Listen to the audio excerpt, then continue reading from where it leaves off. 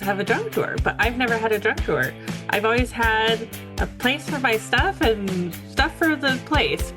This is Mike Chapman from Polar Life Consulting and the Healing for Male Survivors podcast. I went through Laurie's legacy coaching sessions, and her teachings were so valuable. She helped me figure out exactly what I needed and wanted to share, and then gave me practical tips on how to get those things out of my head, onto paper, and then eventually onto my podcast.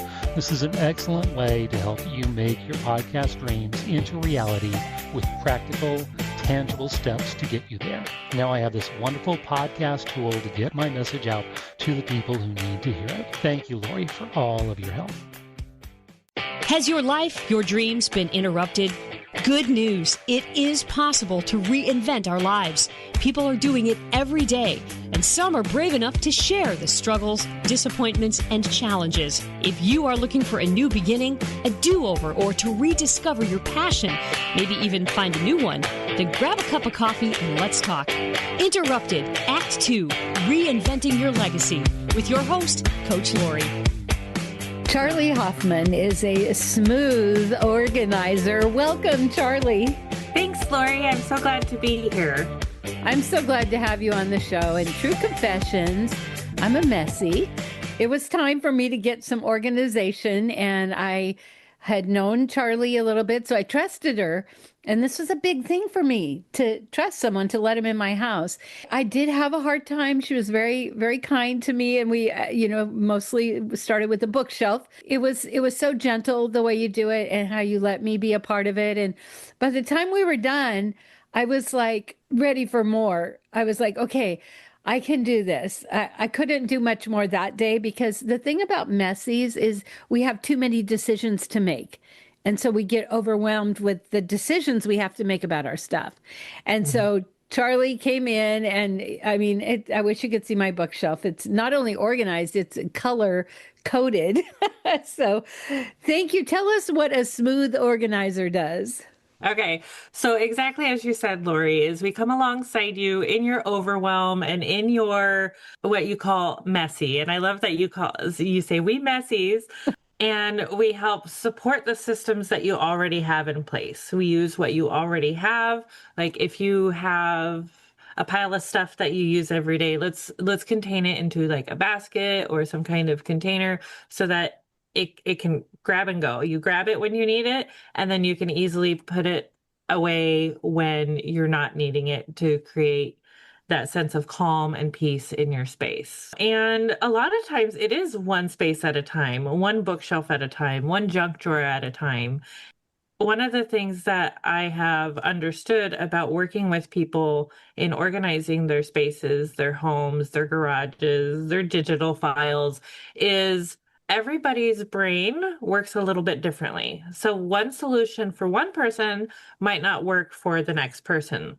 So really working with that individual and their personal habits around how they work. Do they put stuff down or do they put it away? Like, depending on the person.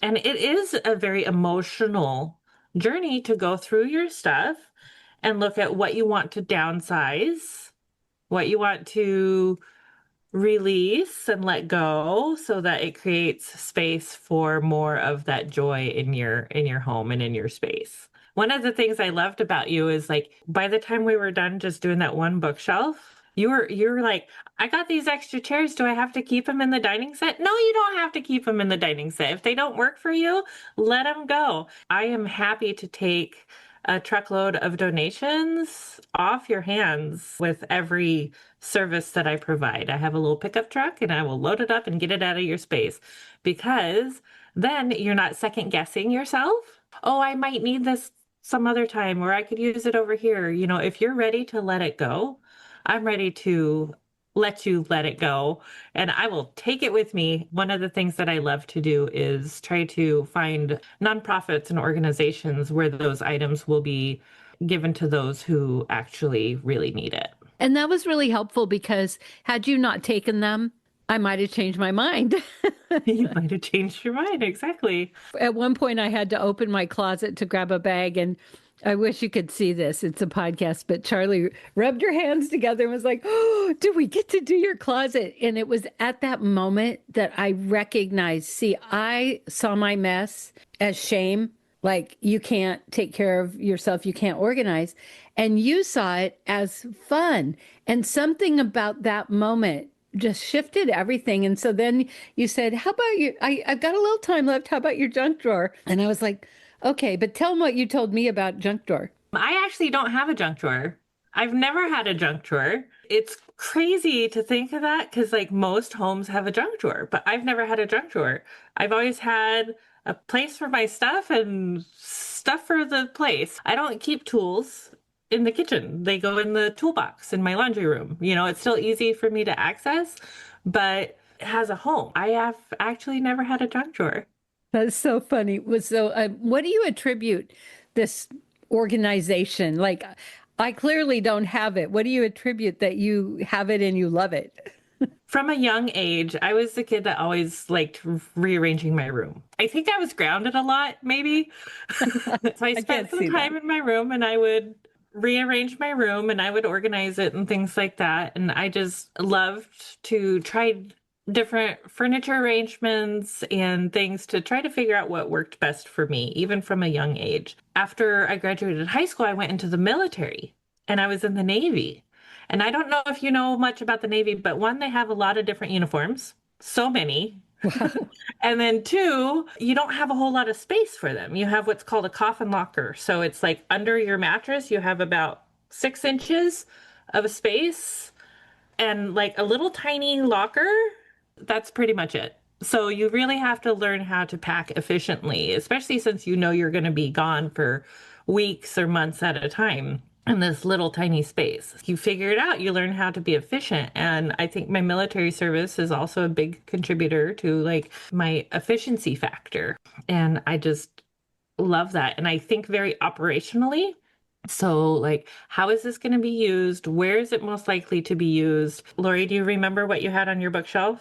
Well, yeah, pictures and papers and junk. Yeah, but you had that fireproof blanket.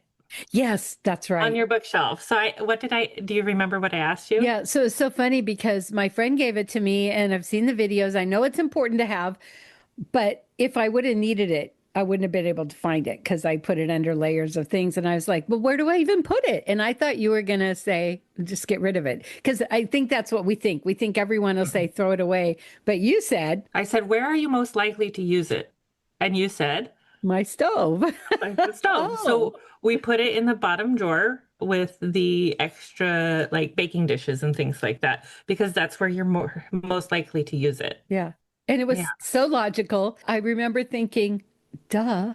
Like, why didn't I think of that? This is what I really loved, Charlie, is like, I've known you off and on for years. I know you've done in fact, the one meeting you were at when you said you organized digital files, every man there's drop like, what? We can do that? Like, and so this, even though organizing isn't new for you, this actual job is new for you.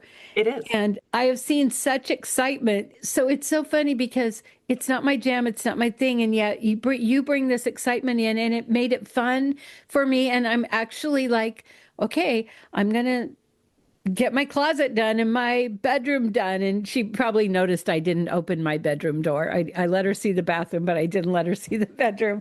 So how wonderful that you have that gift. I don't, and we can work together. Absolutely.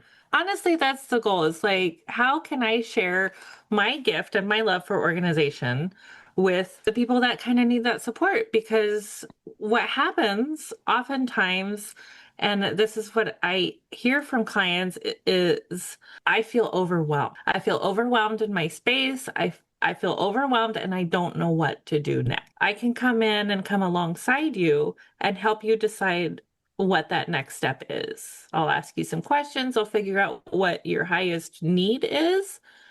And then, we'll start with something simple. For me, I was like, I work from home. I have a small living room. My imagination was you were going to come in and we were going to move my desk and you're like, well, actually you can see the door, you can see your view. It's really, even though it's angled, it's in a good place. And then you were like, well, what about the bookshelf? And I was like, oh, okay. Like it was very gentle. And I think because of shame and guilt, when I'm a messy, I fear the response is what I've gotten sometimes from family is Mhm. rebuke and being upset versus let me help you. Yeah. And so then I feel bad, but you made me feel good. And then when you left, I just came and sat at my computer where I could see my beautiful bookshelf. I could see my view. I could see my door. And I just sat here and I didn't do any work. I keep looking at my bookshelf and going, why couldn't I do that? But I love it. And I'm so happy. And we left one shelf empty. And my goal is to keep it empty, to put my basket with my things I'm working with in. And I'm Hmm. like, I've not put anything on that shelf yet. So that's a big win for me. Yay! I'm so happy to hear that. Yeah, So, Charlie, you came about this recently, I did. right? When you heard about it, was it like, I mean, you kind of knew because your friend Marcel had bought the business. Like, what Mhm. was that transition for you? I know you're still doing your other jobs, but Yes, Marcel Allen bought the business from Lisa Hawkinson, who was retiring. I have also known Lisa Hawkinson for years through networking and things like that. And she's an absolutely fabulous person. And so she gracefully went into retirement and she's enjoying retired life. And I just love her and bless her on her journey. I had actually been talking to Marcel about it for over a year. I went through a big transition. I got divorced. I was figuring my life out. I wasn't sure what I was going to do. I closed my previous business, which was essentially online organizing of businesses. I really sat with it for a year and I realized, you know what? This is something that I really love to do. Like I used to go to my friends' houses and help them like organize their houses just for the fun of it. They're like, "Hey Charlie, can you come help me with the garage? I need some help." Sure, absolutely. Let's do it. And then we'd turn on some music and we'd have a great time. Hi, I'm Laurie Hardy, and I help business owners go from frustration to ease when it comes to podcasting. If you're looking to boost your credibility and grow your business but feel overwhelmed by the process, I've got you covered. With over 30 years of experience in top radio markets, I know how to make your voice heard. My 7-day Podcast Pro program helps you move from scattered and unsure to confidently launching and maintaining a podcast that connects with your audience, builds your legacy. It's done with ease and minimal time. Like I used to go to my friends' houses and help them like organize their houses just for the fun of it. They're like, "Hey Charlie, can you come help me with the garage? I need some help." Sure, absolutely. Let's do it. And then we'd turn on some music and we'd have a great time. But I really sat with this for a year because I was like, I just went through a big storm. I don't know if I'm ready for it. And maybe a year ago I wasn't. And that's okay. Around the first of this year, 2026, I sat down with Marcel and I said, okay, I'm ready. She's like, what do you mean? I said, the home organizing that we've been talking about how to get organized. I'm ready. And then so far, it is February now, and I have had dinner with Lisa, and I have built some really cool stuff in the background, really getting the foundation set up and cleaned up. And we're ready to launch. We are so excited. I'm really excited. And even my kids are really excited. They're like, Mom, this is so you. hearing that is just like such a wonderful validation. It is. My biggest goal is to come alongside people and help them with some simple tools of organizing their home, their space, help them get from the overwhelm to the manageable. And then if they slide back into that overwhelm, I want to be available for them to call and be like, hey, I need some support. Can you help me with this? I want to create a support system in that way. I had this perception that you would come in and say, "Oh, well, you need a file cabinet," and because we don't know. I don't know what I don't know, and for you to come in and go, "Hey, that basket will work for that," and like you just used everything I had, Hmm. and you made me feel really comfortable. And I think when I heard you say smooth organizer, it really, I remember when I first started in radio was a smooth operator, that song, and it was so different than the other ones. Yeah. But I remember the jock I was working with, he just something about that song. And I remember just listening to it going, yeah, it just kind of all of a sudden gets you. And I felt like that's kind of what it was. And it's like, seriously, I don't like being messy, but when I put things away, I forget about them. So, Hmm. but now I remember the blankets in the drawer. Like before, I thought I put it away, but I just stacked stuff on top of it. And if I would have had a fire in my kitchen, it would have got out of control because I couldn't find it. Now I know it's in a drawer. I can't see it, but I know it's there. Like it's a brain thing.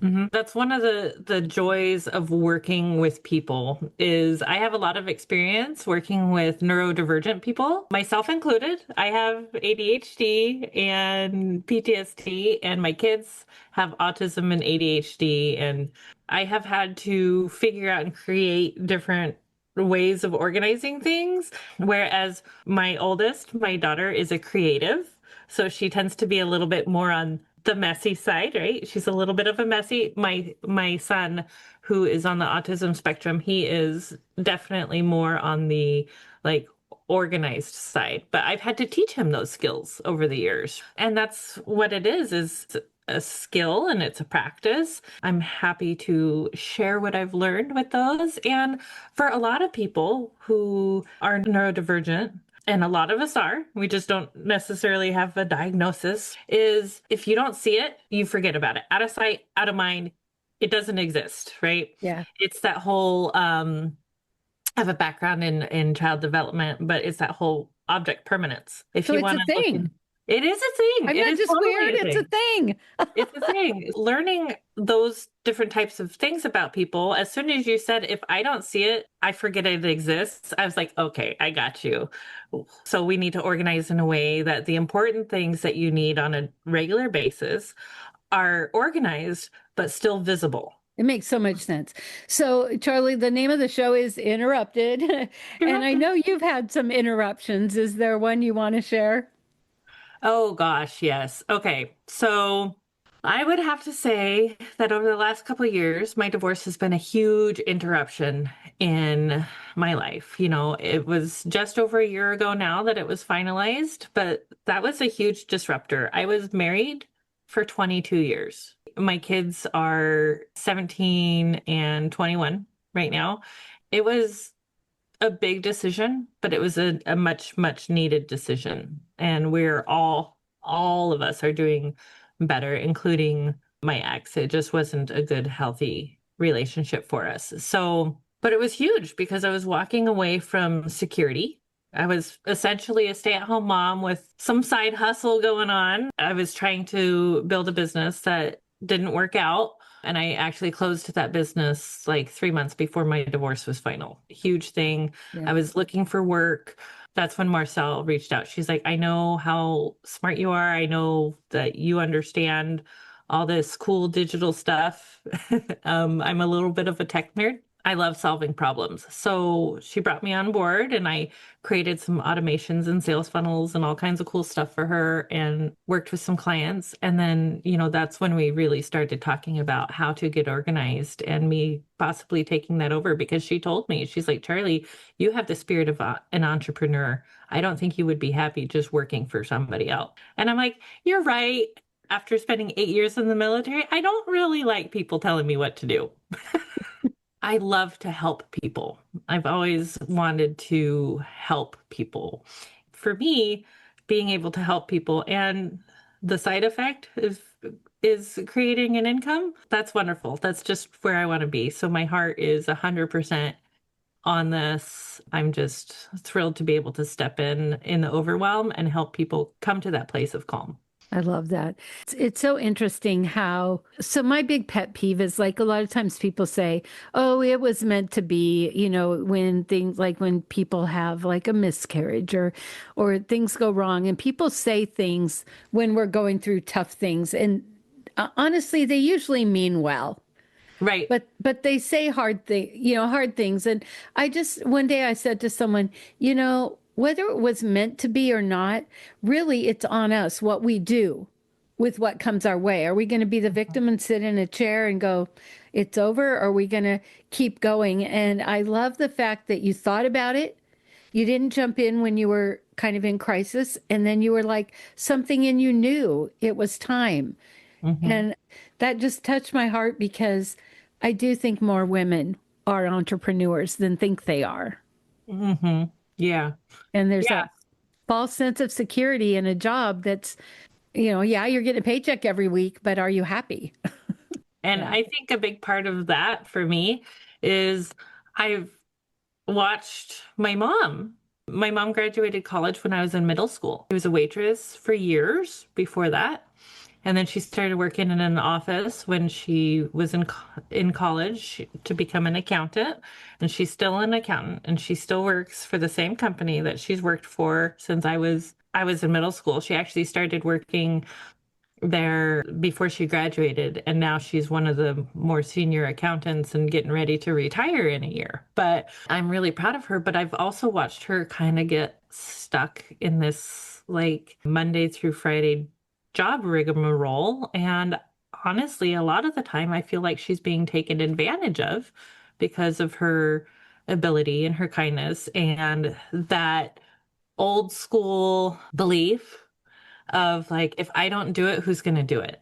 Yeah. And when it comes to a job, there's other people in a corporate job to support on, but she often steps up and takes care of it to the point where like I've told her, I said, you need to go ask them for a raise. Like they do not pay you enough and to do all this because she's working tons and tons of overtime and they have her on like salary. I have advocated to her and on her behalf, like, Mom, you need to like, it's okay to ask for your value.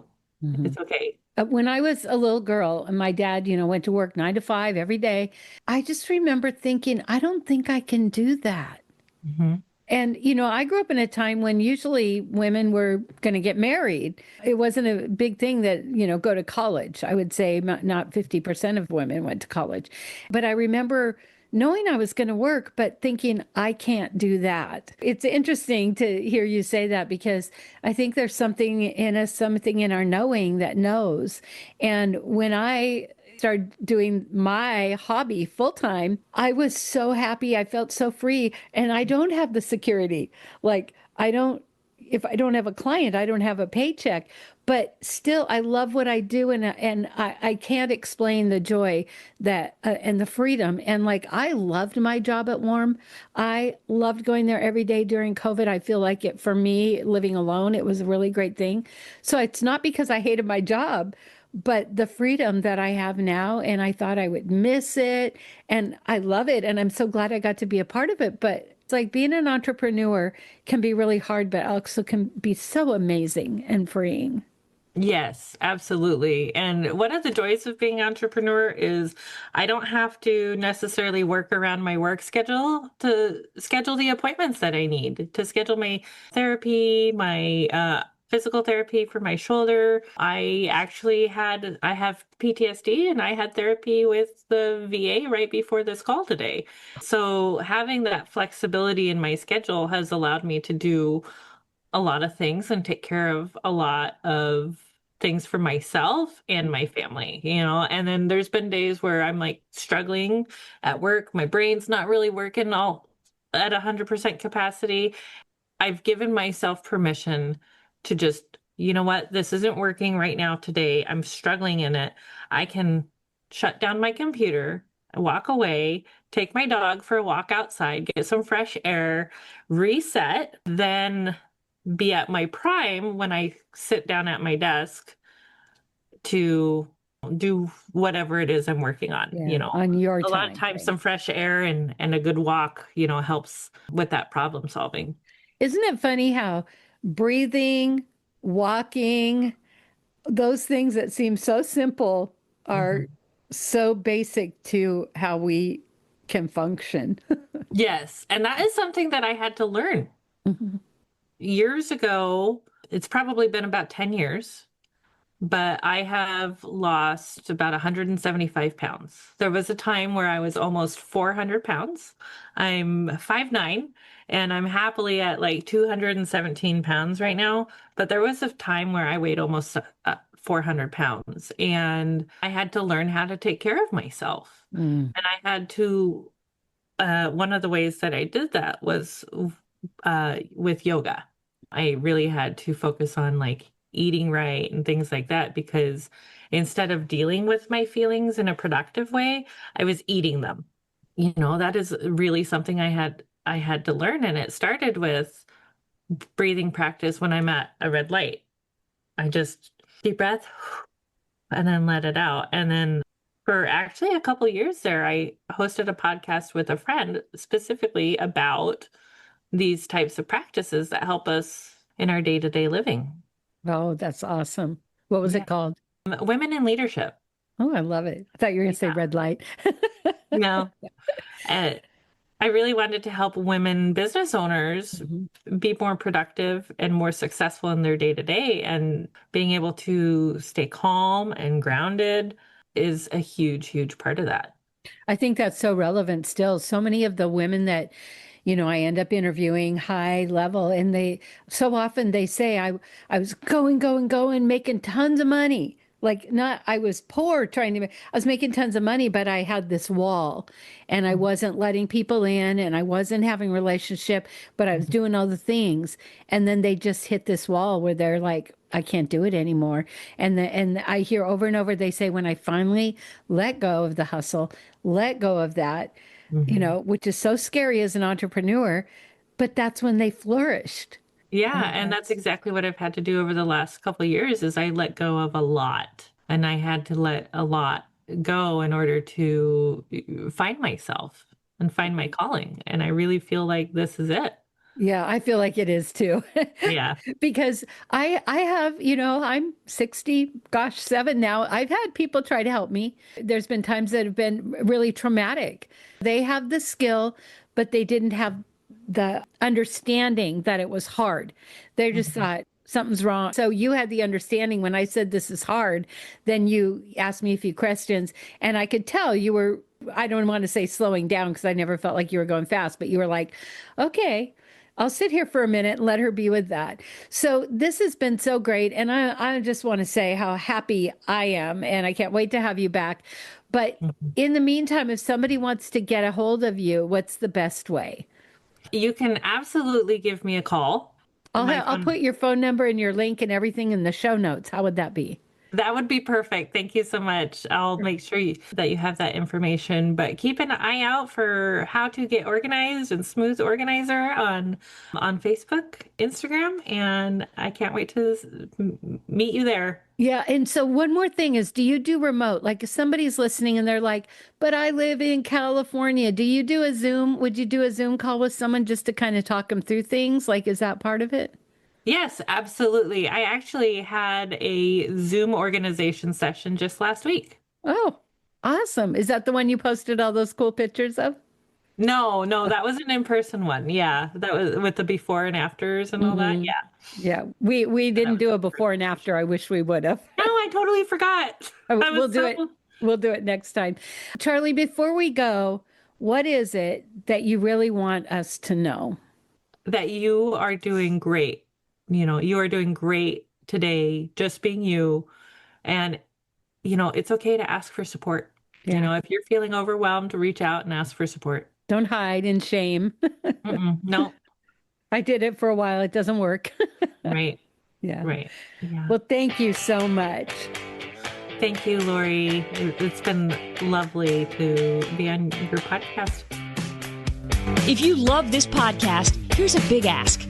Will you share with your friends and family, subscribe, give us a review, and a 5-star rating so that others looking to reinvent their lives will be able to get the help they're looking for. Thank you in advance.